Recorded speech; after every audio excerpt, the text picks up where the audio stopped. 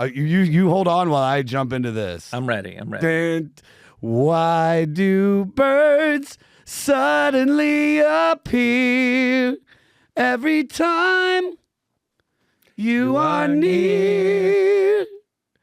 Just like me, they long to be close to Wayne Federman, Fetty Wap Federman, out of the, let's see how many episodes we have done together. Oh, my God. This is maybe our second one face-to-face. This is our second one face-to-face. This is, usually he has it right at the top. So just so everybody knows, I don't have my computer with me. I'm in Los Angeles right now. Thank you to the Comedy Store for taking us in at the last minute. It's crazy. I put the bat signal out, and I got a lot of help from There's people that love the podcast, love me, hate you. They said, they said the Carpenters? I said, yes. They said, the 500? They were like, yes. They were like, who's the guest? I was like, Wayne? They're like, Newton? I'm like, no. Wayne Kramer from the MC5? No. And I said, Motor City 5. Wayne Fetty Wap Federman. Yeah. And they said, who is that? No, thank you. They said, I don't know. That's a please no. They were Remember that? Yeah, please. Oh, yeah. That's a please no. And there was a minute, like, just so everybody knows, like, the fires have really affected everything. Yep. You can just put your leg on Lekka. It's fine. She's not going to bite you. You're afraid. You're definitely afraid of this dog. I don't like dogs. Is that true? No, I'm kidding. Oh, thank God, because I would have go put her in the hotel room. No, it's cool. Yeah, very cool. We had the fire issues, and then Emily was running around, and she said, "I don't know. What are we going to do?" And then I said, there's a guy. He's done. He might do the podcast. He's done it before. I think a week ago. but you, what was so cool, Wayne, was that when we did the last one, which wasn't Bobby Blue Bland. No, it was not. But I said, yo, we got to get the Carpenters, and you got excited. It was Funked. It was Funkadelic. Yeah, dude, what a fucking.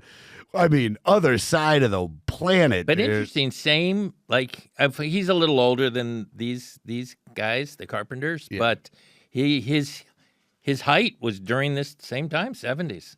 Was it really? Yep. I mean, obviously, he went from, what do we call it, doo-wop to hip-hops. Like, he had this crazy arc. Yeah. But they are very much one thing, the Carpenters, which we'll get into. I mean, I'm not shocked because I could see you being a fan of this record, but I am, you're a guitar guy. Mm-hmm. You're a guitar rock. You just went to go see the Led Zeppelin documentary. How was that? How did you know about that? You posted about it. Oh. You post once every... It was a great... Yeah, I rarely post. It was an incredible night. I mean, I love, obviously, Led Zeppelin's my band, but as important as going to that Led Zeppelin, becoming Led Zeppelin, it was my first Waymo experience. It was a crazy night for Wayne Federman. Oh, the Waymo is the self-driving car? Yep. Any thoughts, notes, like... It was great. The driver was a nice guy? There's no tipping. No tipping. You love.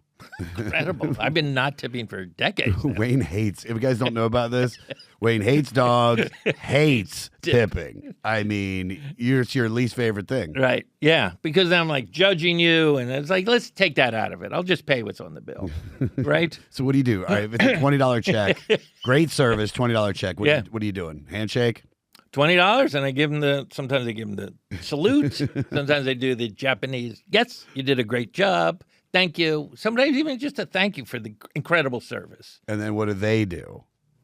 Look, they're happy just to meet me. They're happy to meet Wayne Federman. Just so anybody knows, at the Applebee's over on Cuenca, if Wayne Federman comes in, you're getting shit. No, I'm a generous tipper, I would say. I'm a generous tipper. $100 check, what are you putting? Oh, at least 30. Really? Yeah. That's very generous. Yeah. Yes, you are a good tipper. I am a good tipper. Yeah, okay. So scratch everything we just said. Because I worked in food. I actually worked, believe it or not, behind food service in the kitchen. I was a dishwasher. Was my first job I ever got.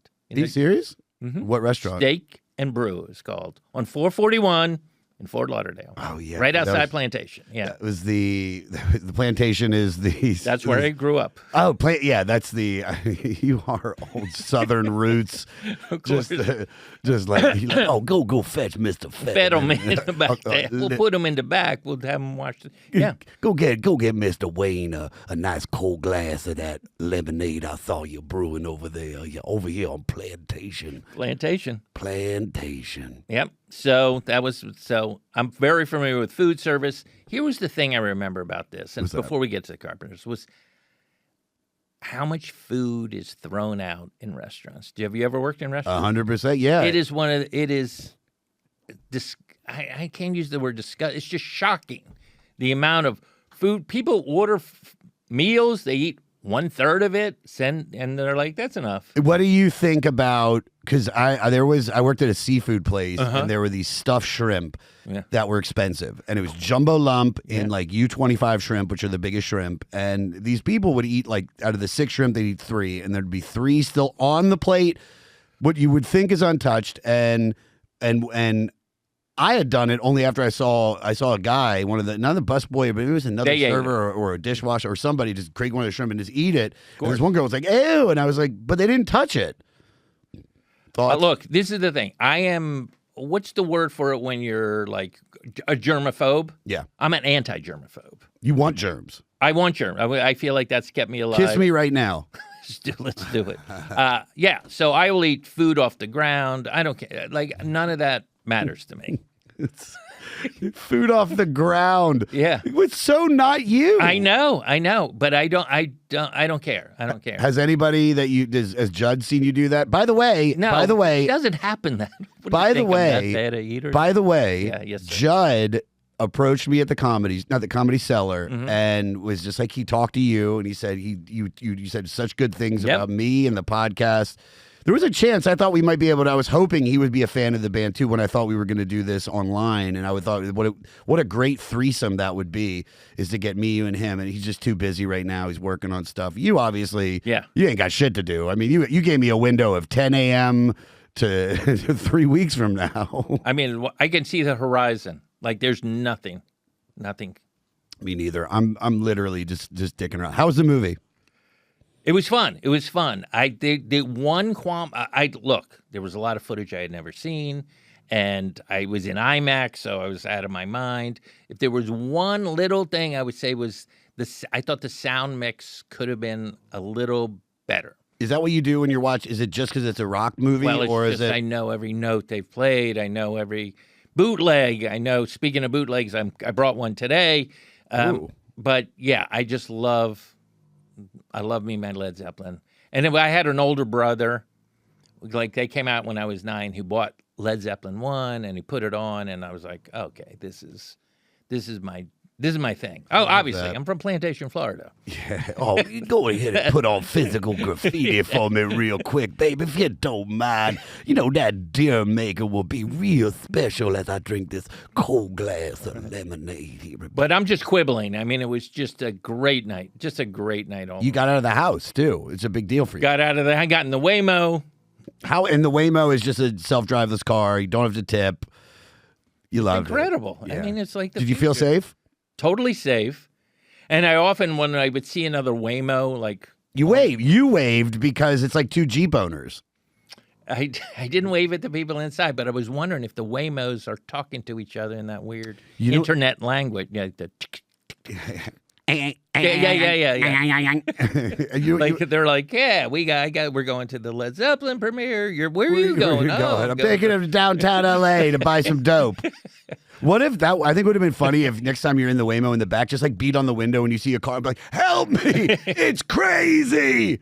It's gone berserker! It's maximum overdrive!" Yeah, it was really fun. But let's get into the Carpenters, because we have what's known in show business as a hard out. Hard out. What is that? Explain that to the people. So the hard out means that the time that we have is the time that we have. No more, less if we needed it, but we have no more than 4:30. And no more. Big ups to Brian Baldinger for answering the text, because once you said the traffic situation, all things comedy thank God, I love them to death. Big shout out to Mike Bertolina, Burr, all those guys.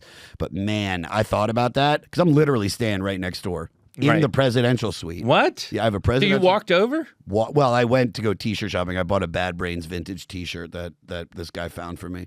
You're like a closet metrosexual, right? You like to buy nice clothes and I things. do. Yeah. I do. I wouldn't call it. Boots? Do you have boots? I do have boots, but I'm a sneaker guy now. Oh. I wear a lot of Jordans.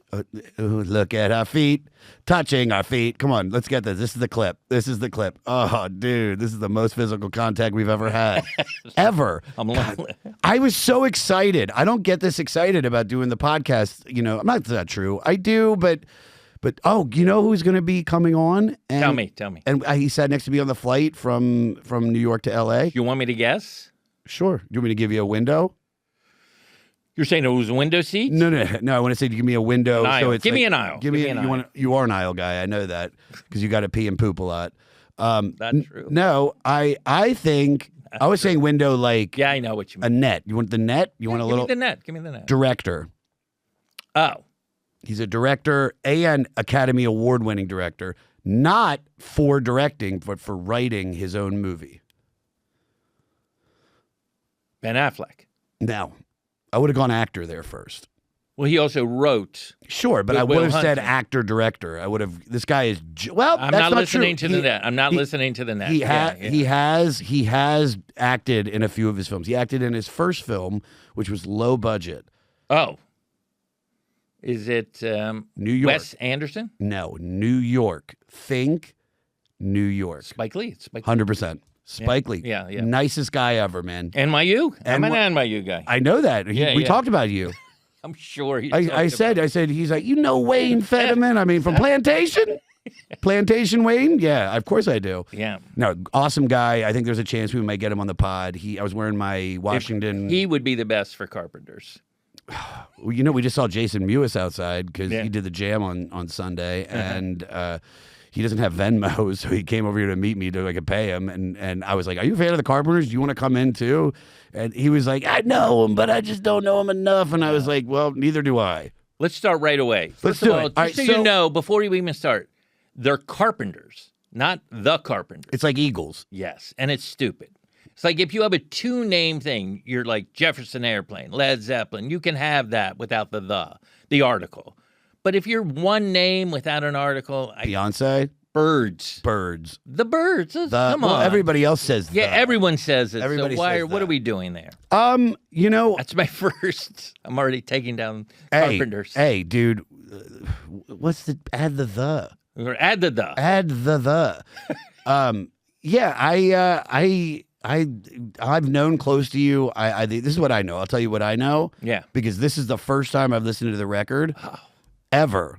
Like ever. I've only listened to it twice. Yeah. It's a beautiful album. You know, can I say incredible musicianship? Can I say puts you in the good mood? And I think more than anything, is important because I think, you know, if I'm wrong, this is probably when you talk about adult contemporary or you talk about that soft rock. Yes, they are obviously adult, contemporary, whatever, that chart. Yeah. That started in the 60s and they dominated that chart. They dominated the Billboard 100 chart when they were, for those 6 or 7 years, from 70 to about 76, I would say is their peak. So were those years. And yeah, that's their jam. But I'm sure you knew a lot of their songs, right? I did. It was surprising how many songs I knew off of this record already, because they're staples. I mean, Close to You is not just been in movies, but it is an iconic song, and it's beautiful, and it deserves all the credit that they probably got. I mean, I don't want to just be looking at my phone. So Don't do it. I'm not even looking at my computer. I'm good because I'm doing this analog. I love that. I'm doing man. this just with the brain. God, this is so great. Being here with you, Wayne. Thank you. I love you. I do like it much better than Being online. I do. So do I. I do. But here we go. Okay. So they are the most unlikely pop success. One of the most unlikely pop successes of all time because obviously they're so easy to dismiss as soft, as lily white, as overproduced, as all of that. All of those productions with the multi-part harmonies. They would do 4-part harmonies, then stack those on another 4, then stack those on so it was she sang on like a soft cushion of coral, right? Not coral like in the sea. Not reef, but yes, orange. Right, like corals, coral arrangements that he did. Oh, coral. Coral arrangements.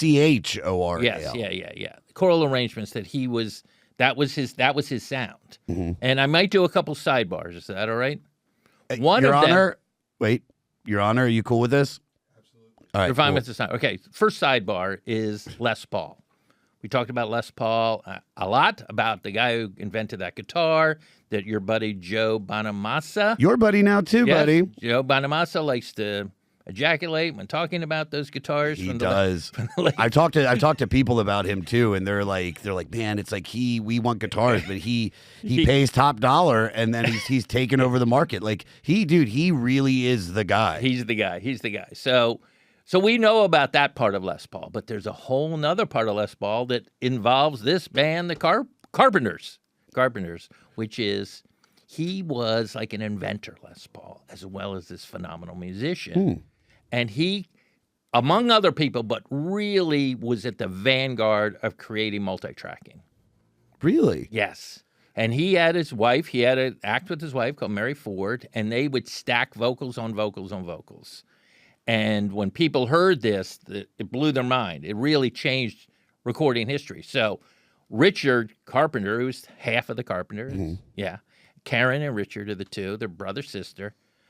When he heard that, he was like, oh, this is incredible. And then he took it, he multiplied it even more. But that is a real influence on their recording and on this guy named Herb Alpert. I know Herb Alpert. My dad loved Herb Alpert. Yeah. Who ran A&M Records. He's the A in A&M. Alpert is the A. I did not know that. Yeah, Jerry Moss is the M. Yeah, so Herb Alpert had the... Two Jewish guys, probably. Always. So what's his name? The guy... Herb Alpert? No. Les Paul. So Les Paul. So Les Paul... In the early 50s kind of created... And then there was a singer named Patty Page who used it, and then... It sort of revolutionized how you could, in your own studio, instead of hiring 4 background vocalists, just do harmonies. Just do layers. And then do harmonies again. And then do that. And that's what the Carpenters did. And he was the first one to ever do that, Les Paul, really? He was at the vanguard. There was a couple other people, but I would say if you look at the history of multi-tracking, especially vocals, no question that Les Paul is the guy.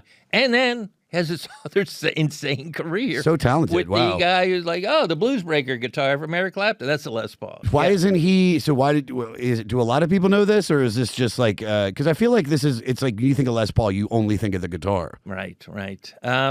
Yeah, because Les Paul and Mary Ford are a very niche sort of act in the history of show business, and their big hit was called "How High the Moon." This must have blown people's mind. It's It's a great song. Yeah, it's a great little You song. cut it off.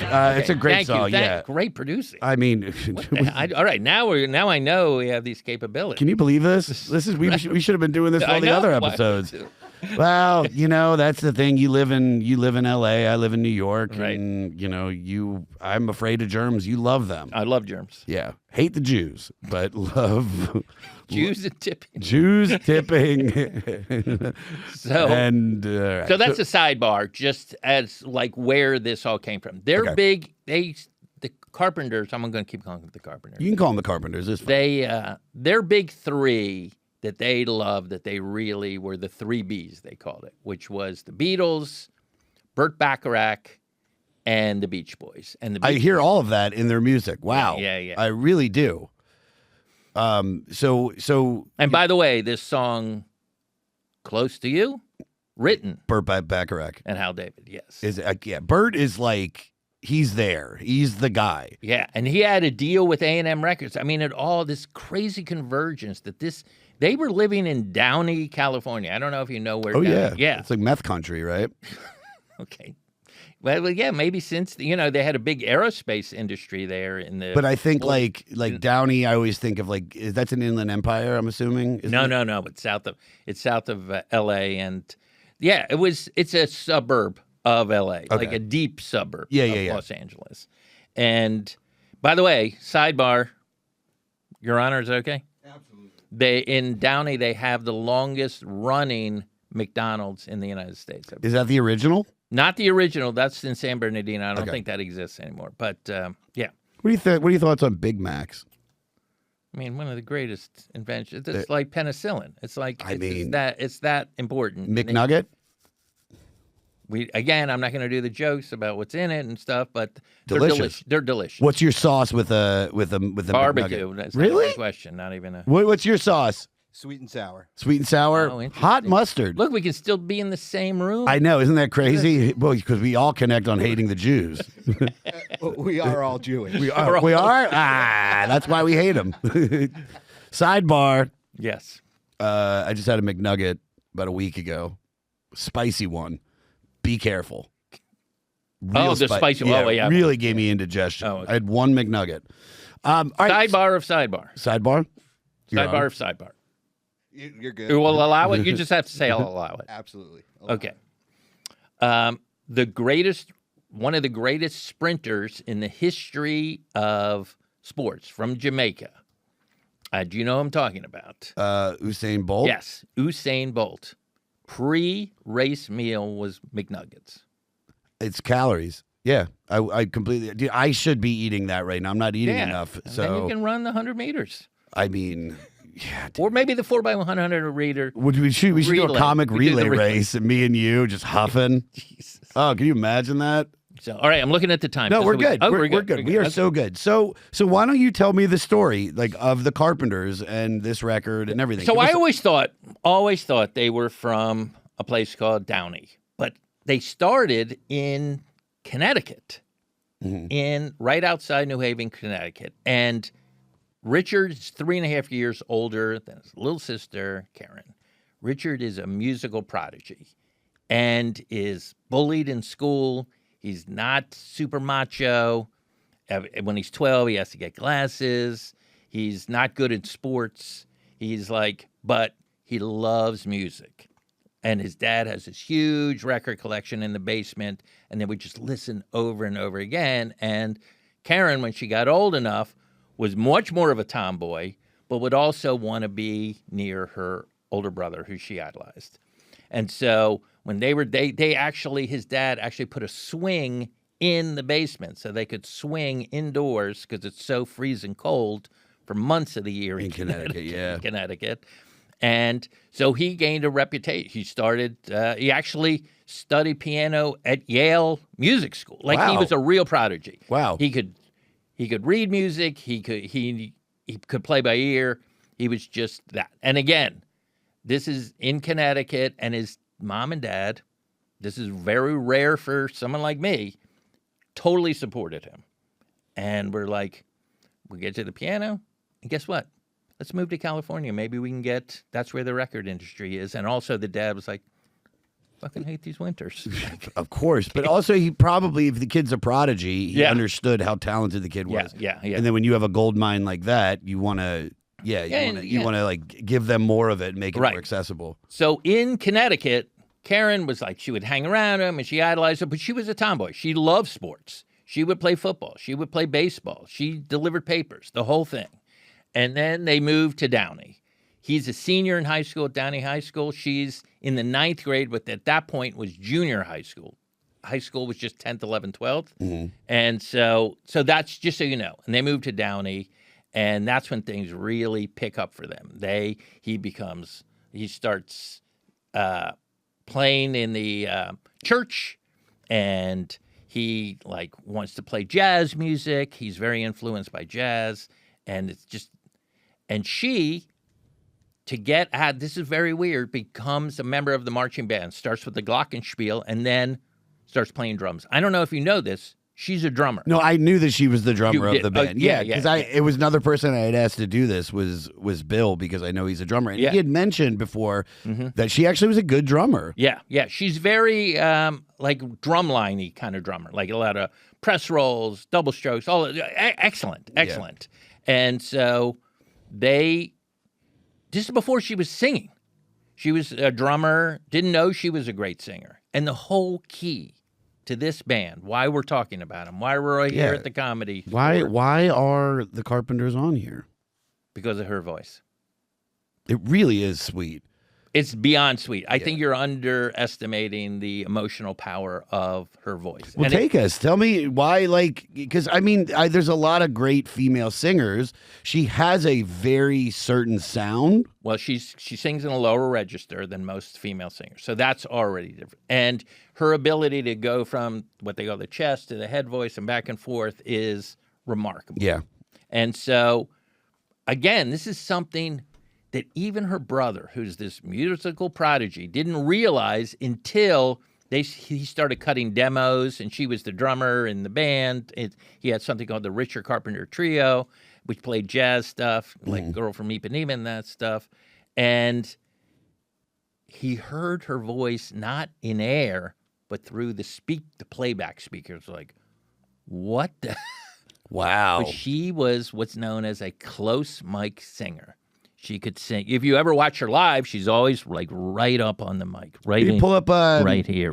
Should we pull up if there's a song that you think is there something we're gonna get to? Maybe like do they do like the Ed Sullivan or no? Yeah. I mean, let's do We've Only Just Begun. Yeah. Oh, they're so also so wholesome looking. Oh, this is why everyone was shocked they got signed by A&M Records, who had like Joe Cocker and things like that. A kiss for luck and we're on our way. We've only begun. There's those vocals. Rising sun, Wow. we fly. You cut it off. Wow. Okay, man. thank you. So that's an example of her up close singing. You could actually hear her take the breath, but not after the first, after she goes, we've only just begun to live, and then she takes. So anyway, this was they win. There's a battle of the bands at the Hollywood Bowl. They win. What a odd place to have it. Yeah, the Hollywood Bowl. They would do that yearly. It was a big thing, the battle of the bands, and she came out, and she was the only female drummer of all the bands. So, and she's cute as a button. Cute as a button. Cute as great. The whole thing. And then she's so pretty. It's just, I know we're going to get to the story of everything, yeah. but it's like just so tragic. And she, so the crowd goes nuts. They're like, what is going on? Oh, there's a female drummer. So they win that competition. They actually get a record deal with RCA, not with A&M. Really? Cut some demos. RCA is like, this is just too soft, yeah, too cheesy, too soft. To white bread, this is not what's going on in 1970 at all. This is 1970? So, 69. Yeah. No, I think they won that in maybe 68. So Beatles are at the height of fame. You got Elvis. You've got... No, this is past that. This is like 67 and 68. 60... This is like the psychedelic era, Jimi Hendrix, Cream, all of these bands we've That's like the most popular shit at that time? Oh, yeah. People are killing it. And then... Again, there was also the Monkees, so they were, there's always been like rock music and then like pop music. Mm-hmm. And I think what is there's so many miracles in this band's existence, was like the thing that most music critics didn't like about them, besides their all wholesome look and these lush harmonies, when you have, like, Bob Dylan singing not even well, and he's the king, is that parents also liked their music. So it was for kids and parents, and that was the kiss of death. I was going to say, that's of usually death. like, oh, this is lame. My parents listen to this? Yeah, it was lame. Yep. So that's why it was such a huge sign. That's why RCA was like, we don't want 4-part harmony stacked 8 times like we just heard that. Mm-hmm. As beautiful as it is now for us to listen to, at the time it was like, this sounds overproduced. Yeah. Like too much.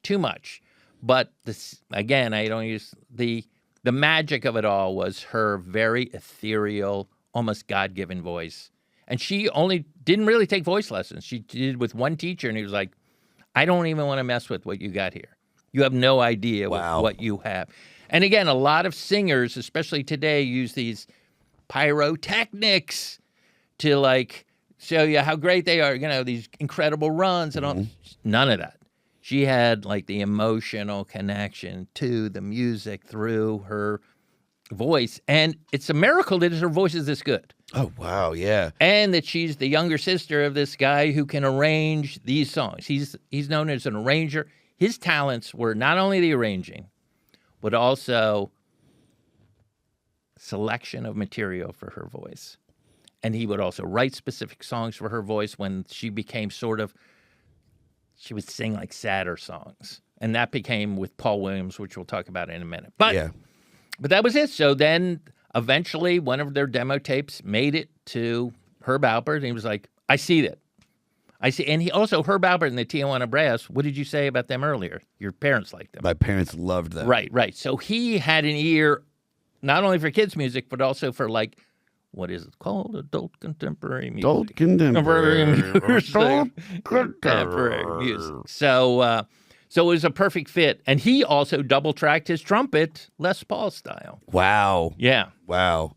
So, all right. So Herb hears him. And by the way, do you know where Herb Alpert, do you know where his studio, he bought the old Charlie Chaplin studio on La Brea.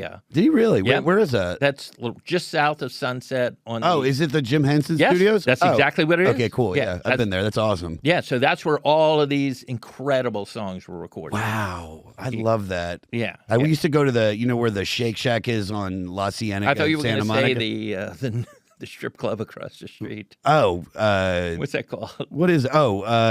Fuck. Shack something? No, Crazy Girls. Yeah, is that it? Yeah, Crazy Yeah, Girls. right there on La Brea. Me and Angelo Bowers used to go there when we were like open micers, and we get in free on Sunday nights, and we'd go there. You would? We'd go there to write, and like we would sit down at this table, and like girls would come up and be like, "You guys want to dance?" We're like, "No, we're just writing jokes," and they'd be like, "What are you fucking doing here, you dildos?" But I always thought it was fun because it's right across the street from Henson. I mean, it couldn't And Henson be. loved making it rain. He did. He was a degenerate. Dude. Oh, I got it. But I always thought it was like a great, like, talk about humanity, like the different. Oh yeah, Kermit the Frog and, to the- yeah. and a stripper named Isis. Right. I always like the best strippers. I always thought had names of cars. I was like Camaro, Chevy, all of those. Yeah. Incredible. Coming up.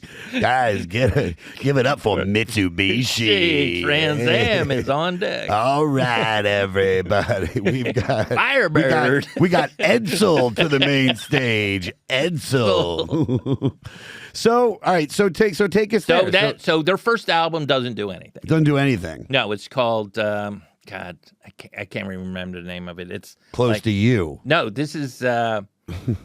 It's like I can't. It's later renamed Ticket to Ride, but they had this first album, didn't do well. Didn't do anything. So they're like, okay, well, I'm just still believing you, but let's get on the charts. And Ticket to Ride did get to 55. They did a cover of the Beatles song. So tempo. they find.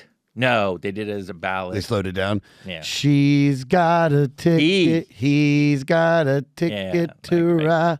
Yeah. So that was off their first album, or maybe Origins or something like that. Yeah. So then this is their second album. This is the album we're talking about. This is the one that Rolling Stone put on their list, which is shocking. Why? Because it's Rolling Stone. We're talking about, Yeah, but the Rolling Stone, rock and roll. But I think, look, we've been doing this long, and Yeah. you've done a million different types of records. I think this is important, and I think this is. If I assume what you're about to say is they became enormous. Enormous. So let's get there. Here it is. Well, this is the first one. Is this Burt Bacharach song called "Close to You," which, by the way, had been recorded earlier, which was. By Richard Chamberlain. Do you know who that is? The actor. If I said Dr. Kildare, would you know what that means? No, but wasn't he gay? Bruh. Richard Chamberlain. I don't- Did he die of AIDS? I don't think he died of AIDS. But Richard Chamberlain did it. Dionne Warwick did it, who was known for covering all these Burt Bacharach songs. Dionne Warwick. She was the Psychic Friends Network. Yes. I remember that. Okay. So they take this and they rearrange it. Mm-hmm. Again, this is the genius of Richard, and they do close to you, and they release it as a single and goes to number one. Goes in the whole country, not just adult contemporary. It blows up. It blows up Who are these people? What is this voice? Do you want to hear a little bit of it? Yeah, play. I mean, it's the play title track. of Play the a album. little bit of the title track close to you. Let's hear. I mean, This piano he created. That's not.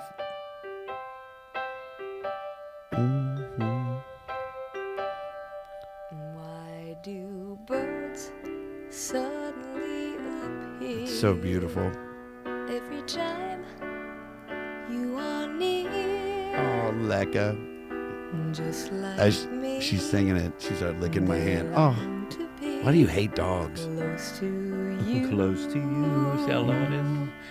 Why do stars fall down from the sky? I love when arrangement. Yeah, but I love when it's like when they start stacking the vocals and the harmonies. Like, Well, at the end they do the Yeah. wah, da da da da. yes, yeah. You can cut it off. That's. I mean, So this Herb Alpert is going nuts. they know Gary it's a Moss, hit. They know it's a hit. How could you not? I mean, And so then they're like, we need another follow-up hit. And this isn't on the album yet. The album is not released yet. And then they come up with Richard's watching TV at home. They're still living at home in Downey with their parents. wow. At this time. How old are they? They're in their early 20s. She's 19 maybe. Wow. Okay. He's Cool. 23. Even younger. She might be 20 at that time. He's watching TV. Mm-hmm. He sees a commercial. We're going to sidebar in a second, Your Honor. And for Crocker Bank, which doesn't exist anymore. And here's this song called We've Only Just Begun is part of the commercial. Sidebar, Your Honor. Is this all right? I suppose. Okay, I'm waiting for I'll allow. All allowed. Okay. There, yeah, just I was- dude. I forgot He's what you were so looking for. like he needs it. I don't think you get it. Like you can't keep saying yes or you got to say I'll allow. I'll allow. He wants it. I'm He writing needs it. He's squirming. Nice. Are those new? These are the greatest. This is the greatest part of it. So he hears this song. He's like, oh, that would be great for Pet the Karen's dog. voice. Let's see how awkwardly you. That pet would the no, dog. I'm fine with dog. This would be great for Karen's voice. And so they find out that the story of the Crocker Bank commercial is interesting. There's a guy named Hal Riney, not Hal Blaine, who we'll get to, the Okay. drummer. But Hal Riney out of San Francisco is part of the Vanguard, creating this new type of advertising that's as soft sell and emotional and sentimental as you can be. They don't push the name of the product. The name of the product isn't in the song. No one's talking about the product. No one's using the product. They're just showing a young couple getting married and starting their life. And it was like, you have so much to go. Crocker Bank can help you get you there. That's all they say at the end. The rest is just this very emotional song called We've Only Well, I Just mean, Begun. what a great title of the song, and then a couple getting married, the potential. Right. Yeah, I think it's a perfect And that song. when they wrote the song, there was no bridge to the song. They just wrote for the commercial. Oh, so there was no like sharing the vibe. Yeah, there wasn't that. That was later. I don't know if I like that part, but Right. That's a very Carpenter's part. This is exactly what I'm talking Okay. about. Yeah. So the guy who writes the song, because Tony Asher, who wrote God Only Knows, breaks his arm skiing, and they're like, well, I can't write this song. How about Paul Williams, who was a young staff writer? yeah, Paul Williams from Phantom of the Mall or Phantom of the Paradiso. Paradise. Paradise? Yeah, it's a Oh. Brian De Palma film. That movie used But to freak me out. Also, he dude. wrote Rainbow Connection. Yes. He's like, he I won. met him. I think I met him. Oh, tell me how. Fuck, where was it? It was at a thing. Crazy Girls? I wish. Oh, that would have. I should have said that. That was a perfect. That's why you're a fucking comic genius, dude. No, I forget where, but Yeah. I had a moment and I shook his hand and Yeah, and I he's- knew immediately who. But it this was. is the start of his career. This is the start of him getting noticed. And so he writes this song. Then they fill out the whole song. They give it to the Carpenters. They give it the Richard Carpenter treatment. And let's listen to this. Yeah. Oh, yeah. I mean, it's the. What are we playing? We've only just begun. We already played the beginning part of it. We don't have to hear this again. Well, no, let's do a Do you taste. want to pick it up? Yeah. Play a little taste. The part where, Where I hate it. yeah. So it's probably a little bit deeper in. Where it's Again, like this is not electric guitar music. This is nothing like. I thought it was going to go to where I was. I know, it's all right. here, just skip it. We've only just begun. 1.2 million views. White lace and promises. So breathy. A kiss for luck and we're on our way. We've only begun. Oh, there it is. The treatment. Treatment. This is the Richard Carpenter treatment. Wow, you can cut skip ahead to just go maybe a little bit like sharing a hunky dunky doodle doo. That's it. Right there. Yeah. Very good. Actually, maybe I don't hate this part. Tambourine. By the way, I started bringing a tambourine on stage with me now when I do all my music stuff by myself. I think it went really well. Love it. Love it. So anyway, if there's anything, now we're just going to thank you so much. That was perfect, Your Honor. By the way, at the same time, right after this, I'd like to teach the world to sing. Do you remember that commercial the Coca-Cola song? Same idea. Yeah. Like it was all across the country. They were like Duesenberry and all of these different ad guys are like, oh, we don't have to have somebody holding the product, pointing at it. Yeah. We can just make people feel good about Yes. Coke or this bank or something like that. I'm into the history of advertising. I love that. So You love Mad Men? I'm not familiar. So these are the two songs that are most important on this album. That's it. These are the two big hit songs. Everything else, I mean, there's stuff Everything that I else heard, is but interesting. Everything just fills out these two songs. And this is the start of their incredible ascent. They're both gold records, about million sellers, all of that. And so this is what you need to know about this album called Close to You. Those two songs. I mean, there's other songs. They do Help. They do Mr. Gooder. That's an interesting song. But there's nothing else on this album. yeah, I mean, to. I definitely, when you think of why this record and why it's important, those two songs are the ones that have survived and are still, I wouldn't say just as relevant, but you go to a wedding. I mean, we've only just begun. I played 1,000,000 times. You Close. did. Oh, my God. Yeah. More than Close to You. We've only just begun. Not only became a wedding song, also became a graduation song. Yep. And a prom song. And any time before Green Day, what's it called? Good Riddance. Oh, Good Riddance, yeah. The Time of Your Life? Time of Your Life. There's also that song by the girl, not Vitamin C. Maybe that was her name. She had the graduation song. Oh, I also loved when they do the Billy Joel one. Not Matter of Trust, but not the one where he's like, a 1, a 2, a 1, 2, 3. No, it was fucking hell. What was the one? Doesn't make a difference, but that was a big. There's like. But anyway, there's been many of those kind of songs, but this one, especially for people of that era, this song has an emotional impact. But this is before really Karen starts singing the tragic, what Paul Williams would call codependent anthems, which he started writing for her. This after this album, and then they just had a bunch of singles. Like there was one. The next one was called "Rainy Days and Mondays." Do you know that? I don't. Oh, you don't know Rainy? Okay, pull that one again. It's not on this album, but it's very important. Yeah, put up "Rainy Days and Mondays." Is that Rainy Days and this is And she's 20 years old when she sings this. Listen to the first lyric. The lyric. Here we go. Here we go.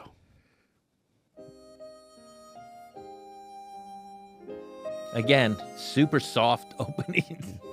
Yeah, they really draw you in. Oh, I do know this. Yeah, just listen.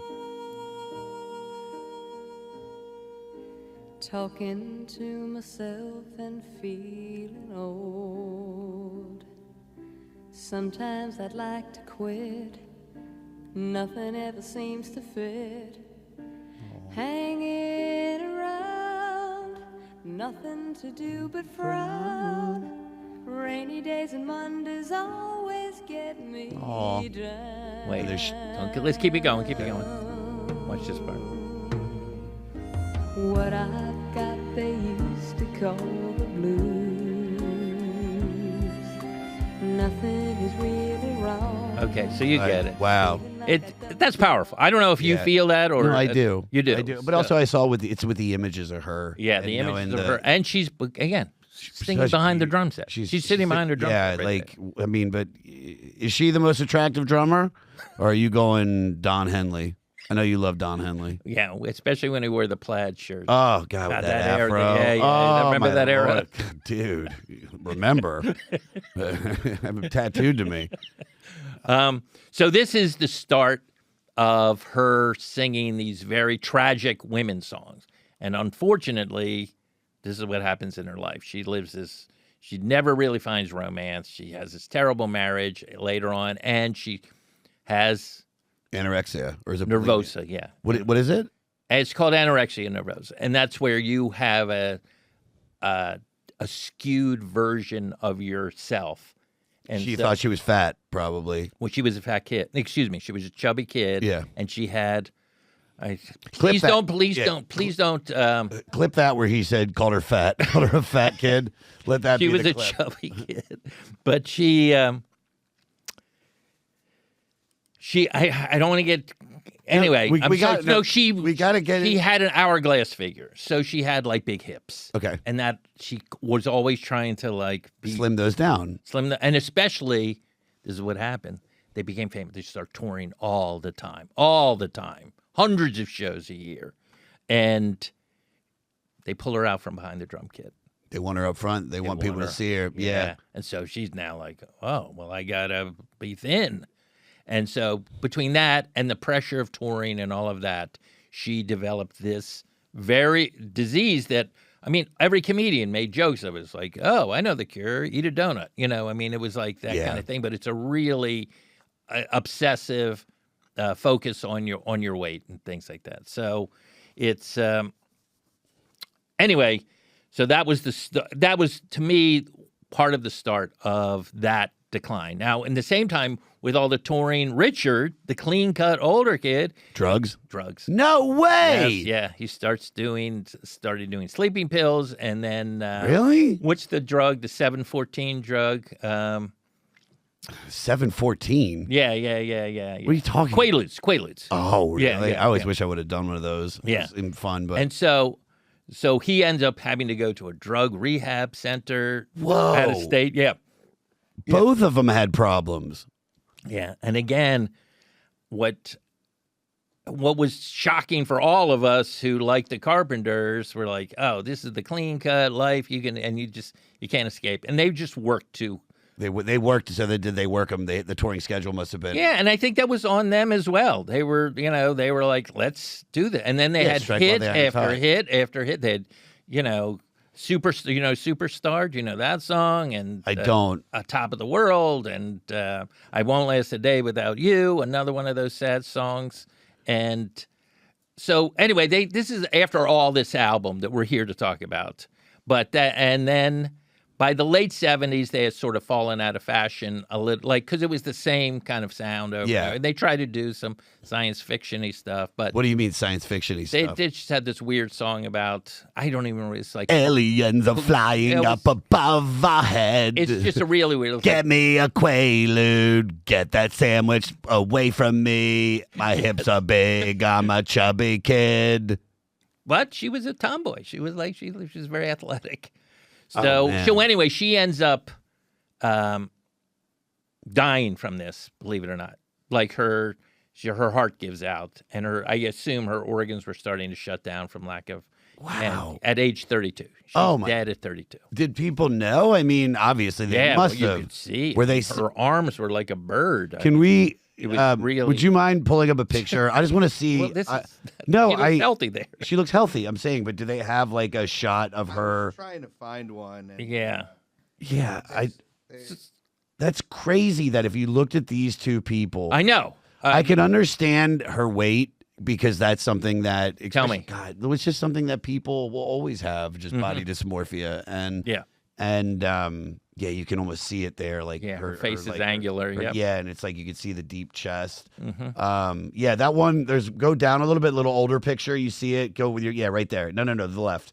Yeah, I mean, yeah, dude. There was a girl. Yeah, Yeah, you can I saw there was a girl that It's really heartbreaking. there's a girl at the gym, at my old gym, and she would just be running and running and running, and she was bones. And it's like, Really, yeah, and I mean, you can't say anything. I don't know this person, of course. but it's like you. I always try to like encourage, if you see somebody that might be a little out of shape at the gym, I always try to be nice to them. Like, hey, what's going on? Like, hey, good to see you again. Right. Hey, you're looking great. Like, I always try to give people, props because I understand. Because I know it sounds so stupid, but I have body dysmorphia. You do? Yeah, I'll think that like, oh man, I'm getting fat, and I'm not at all. It's just if I eat too much or I've been, You know I have talent dysmorphia? Really? Yeah, I look at them and I'm always like, I think I'm more talented than I actually am. You're so talented, bud. You are the most talented. I think, but actually not. So that's, I mean, there's many other stories involved with it, but that's basically the story of the Carpenters. Again, hit single after single after single, top of the charts, gold records. But they were always, and again, this is right in my wheelhouse, they were always a little bit of a novelty act. Let me say, besides, like, Nixon had them over at the White House to perform at the White House. You know what I mean? He was like, yeah, it was that band. You can't imagine Steppenwolf at the, Magic Carpet, I love that you picked Steppenwolf out of all bands. Right, to perform at the White House. But they've sold over 100 million records. Right. Close to You, honored at the Grammy Hall of Fame Awards. The career with the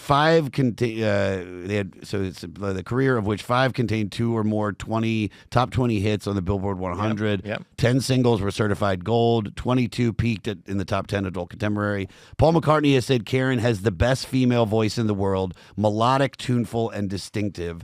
Impact on music. Michael Jackson was a huge fan. Scott Weiland of Velvet Revolver said he's a major fan of them. Sonic Youth, the Cranberries.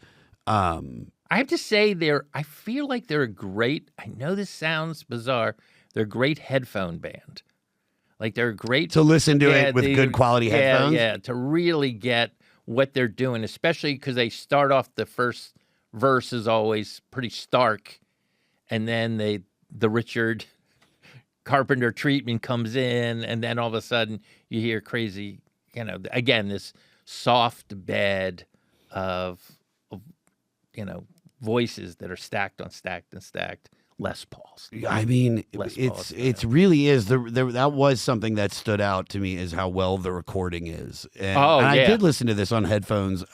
This could be a good, if you're having like a bad trip on a psychedelic or something, or even just weed if you're feeling bad. This is I could see it also making you feel a little bit sadder too, because there's a lot of that, like you said, the melancholy, no question, very melancholy, and they leaned into it. In fact, one of their songs, their hit songs, is a song that Richard wrote with his writing partner, Bettis, I think his name's John Bettis, called Goodbye to Love. Okay, already that song sounds. But what's interesting in that song, some people think that is the first power ballad, because on a Carpenter song, they have a crazy electric guitar solo at the end of it. Really? Yeah. That's why you love them. You love that little nook. You love that little nook. I'd love, And that song, there's a song called Superstar that Leon Russell wrote that's incredible. It was originally called Groupie. It was about her sleeping with a guy in the band and then just listening to him on the radio. Oh, wow. So what ended up happening with the brother? Like, because obviously Karen dies in the early 80s. Yes. What happens to the brother besides just, because, they're set up, right? I mean, obviously. They're set up. They have money and they're probably kids. So he's whatever. He has a family. He lives in Thousand Oaks. He's still alive. He could have been on this podcast. Oh, wow. And again, his talents, besides a hyper ability to arrange, was picking the material for his little sister to sing. Sure. And it's just a miracle that she had this voice. Like, she could have just had a normal choral voice, upper register, and I don't think any of these songs would have resonated the way they did. It's literally just her. And she went from a drummer who sings to the singer who then drums. She would always pop back on this. Yeah, because every performance, she's always playing the drums. Yeah, but then if you see the live stuff, she's out front. Can you pull up like a live performance of, what do you want to do, Close to You? But I would love one where she's actually singing it. I don't want her doing it, I don't want her doing like Top of the Pops and lip syncing it. Is there a famous performance? When there's many of them. There's maybe that London thing, that that show she does in London is pretty good. That's a TV show, and she's singing live on that. Really, in London. Usually in London's the one that they always make them like lip sync. And she, again, this was not only in the United States.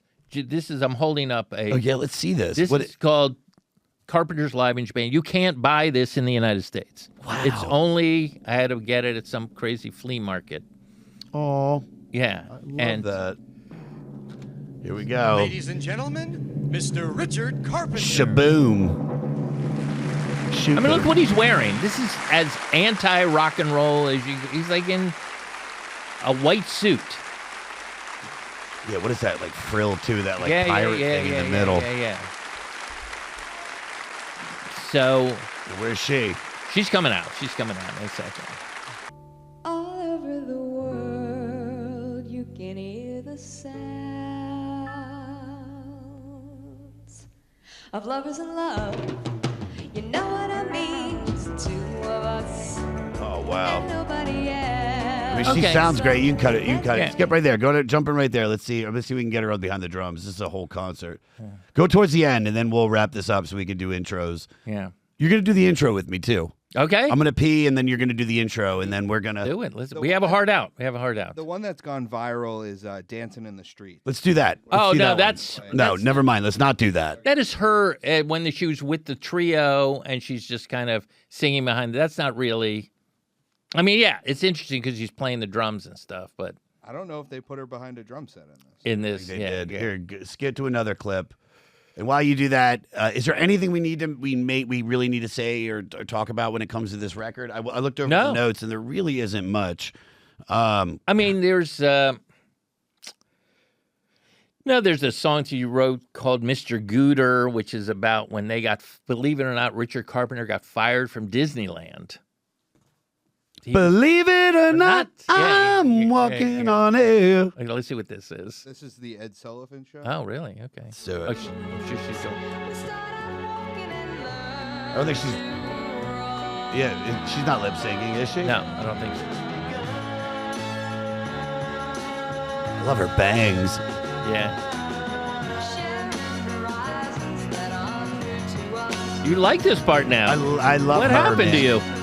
What do you like about her? What do you like? What are you getting into? I love The drummer it's- part? No, because I understand the pain that she dealt with, Yeah, and I can imagine how hard that is to suddenly go from being a nobody to being huge, and now she was just supporting her brother. and she's just like trying to enjoy it and be. Then suddenly she's in the front. and she's dude, I get it. Yeah. I understand, and it breaks my heart. It breaks my heart that she, didn't get to live longer and see how many people love her music. And there's always tragic stories, but it's always drugs on this podcast. Drugs took them out. And then you Okay. have like those like Marvin Gaye type stories where it's like there's a murder, but it's Right. but this is like just her not being able to be okay with herself. And that's tough, man. That's It's really really tough. tough. It's And then really- the music is also so melancholy that it feels like there's actual pain behind it. There's a song she sings called "I Won't Last a Day Without You." Like it's so good, and even that song "Rainy Days and Mondays," like talking to myself and feeling old. She Yeah. sang that when she was 20. Wow. Talking to myself, feeling old. Wow. Nothing seems to fit. That's heavy, dude. Yeah, it's really heavy, and that's all. Those Paul Williams songs, and then other people wrote in that style of Yeah. what Paul Williams was doing, and it was just beautiful. I love her, and I'm so glad- heartbreaking. It's heartbreaking. Thank you for letting me do Of course. So she's the real star of the this. group No then. question, no question. I don't know what would have happened to him. He might have just become like a sessions arranger or something like that. Great career still. Maybe, But- but his sessions they're so specific to that kind of music. Yeah. It's not like, And did he do anything that you said he didn't? He just. No, and then he's done concerts, and because he's an incredible piano player, and he still plays, jazz concerts. He does tributes to the Carpenters and or different arrangements of their songs and tours and stuff. But nothing really was on the charts or anything like that. He did say something. He said that he feels that they were born to augment each other's talents. Right? Yeah. And I think that's true. I think that's true. I don't know, if this was a divine plan, but think about it. she was there. Oh, I'll play drums in your little jazz band. Yeah. To be near my big brother and hang out. And I'm a pretty good drummer. And then cut to, she's the face of the whole thing. She's out front. Wow. And literally, was part of it was like, oh, you're the piano player in the Carpenters. So he was like, well, Carpenters.